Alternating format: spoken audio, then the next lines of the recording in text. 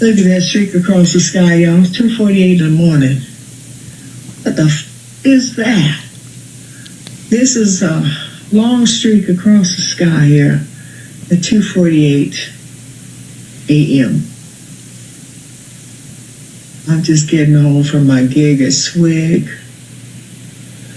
And I noticed this up in the sky. I'm like, I ain't never seen nothing like that. No rainbow, nothing like that in the sky at night. In the early morning, wee hours of the morning. What the is that? Okay, y'all. Feedback? Tell me what's going on. I ain't never seen nothing like that. Okay, y'all? Okay, let me walk back to my car and get my phone. But yeah, that's what's going on in the night sky here. I hear Parker say it early in the morning. Okay, I just wanted to make sure I got that on film.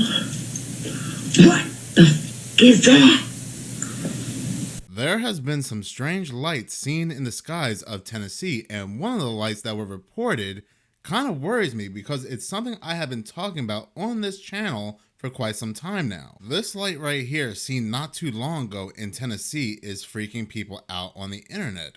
Most people do not know what this is, and some believe that it could possibly be some kind of portal, which is not outside the realm of possibility. CERN has been very active this month. Fermilab has also been active this month, and we saw that very strange anomaly over in Antarctica. 2023, 2024 have been some very strange times, but I do believe the truth about these lights are more terrifying than a portal. I have been talking about earthquakes and earthquake lights for quite some time on this channel, and seeing these lights over Tennessee, this is what stood out to me, that these are some kind of earthquake lights. This is not outside the realm of possibility when you understand that the fault that's right next to Tennessee, the closest fault, is the new Madrid fault line. Tennessee actually has two active faults, but the fault that we want to pay attention to the most is the new Madrid fault line. The thing about earthquake lights and what makes them so bizarre is that they do not have a set scheme.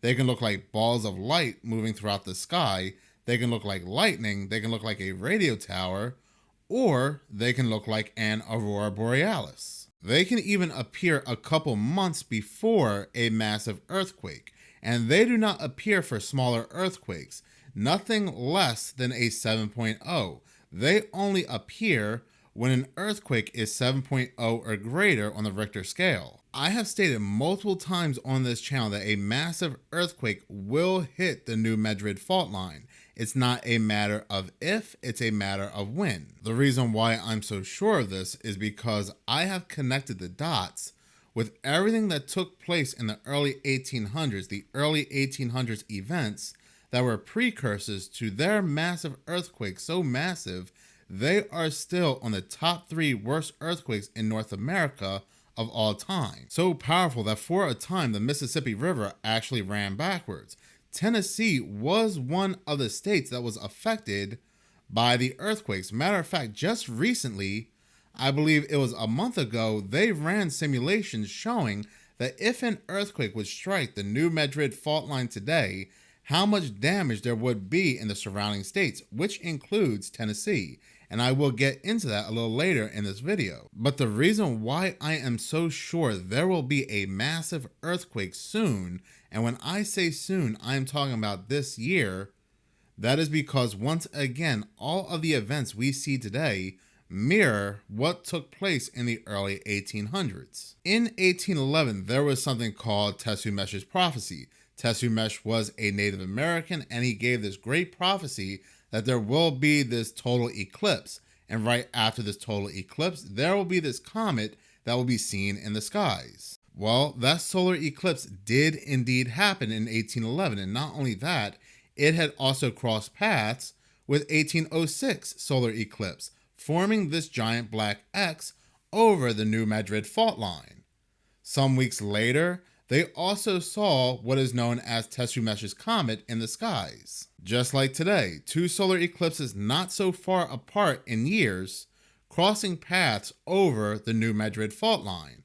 Sometime later, days, weeks later, we see the Dragon's Comet in the skies. Not just that, but prior to the massive earthquake that broke out in 1811, there were also a lot of other mini earthquakes and weird weather. And not only that, but earthquake lights were also seen in the skies as well. So you can see how this all mirrors back to present day. And not just that, but the New Madrid fault line has also been unusually active. This article does go back to March 21st, 2024. So there have been even more earthquakes along the New Madrid fault zone since then.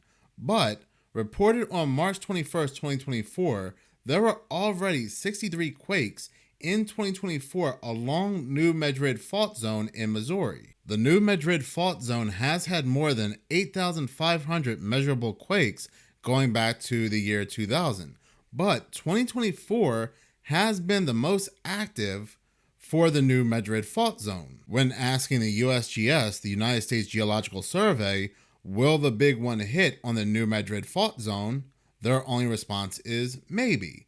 They give it a 10% chance that the big one will strike anywhere between now and 2050. And they also say that if it does occur, Missouri is very unprepared for a big seismic event. So going back to the simulation, and they're running this for a 7.7 earthquake.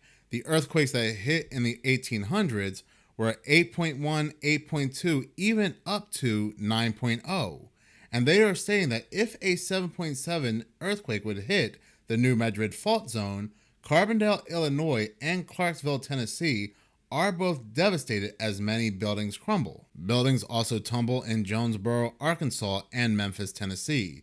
Tennessee definitely would not be spared from a massive earthquake that would hit the New Madrid fault zone because it's almost smack dab in the middle of that fault zone. So it's very worrisome to know that we are seeing an aurora borealis, these colorful lights over Tennessee, and this is a very odd looking aurora borealis at that.